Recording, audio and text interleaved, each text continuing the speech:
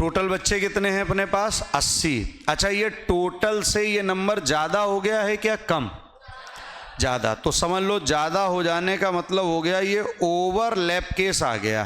कैसा case? Overlap case. तो समझना अब यहाँ पर ओवरलैप केस का मतलब होता है बड़े नंबर से आप घटा दीजिएगा एक छोटे नंबर को। घटा दोगे कि नहीं?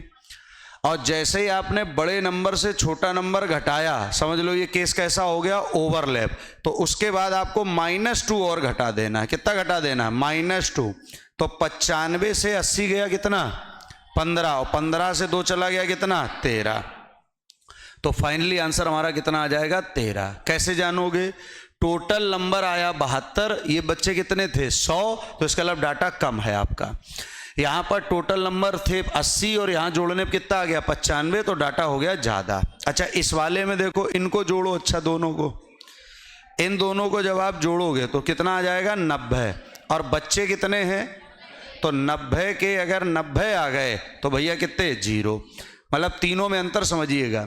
टोटल से कम हो नॉर्मल घटाओ, टोटल से ज़्यादा हो ओवरलैप केस लगा दो, और अगर दोनों के नंबर कैसे हो? बराबर, तो संख्या कितनी आ जाएगी? 0 आपकी। नहीं समझ पाए? बोलो।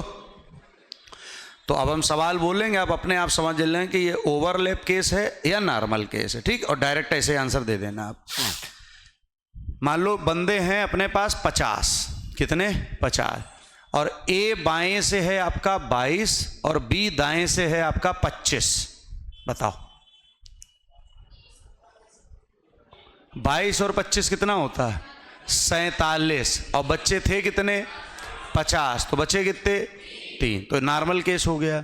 अच्छा, इसी का अगर मैं दूसरा सवाल बोल दूं कि बंदे हैं अपने पास मान लो 100 और ए की पोजीशन है आपकी 33 और बी की पोजीशन है आपकी 45। अब बताओ केस कैसा होगा?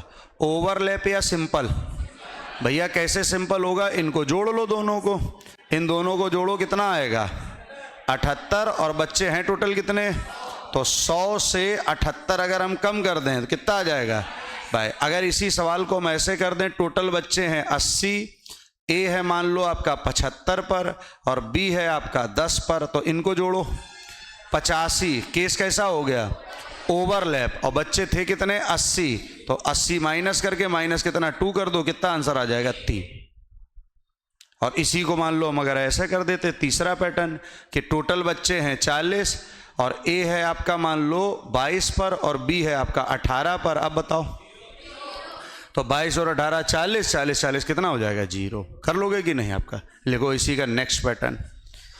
तो इसमें 3 पैटर्न आपके बनते हैं कि वो मिड पूछे,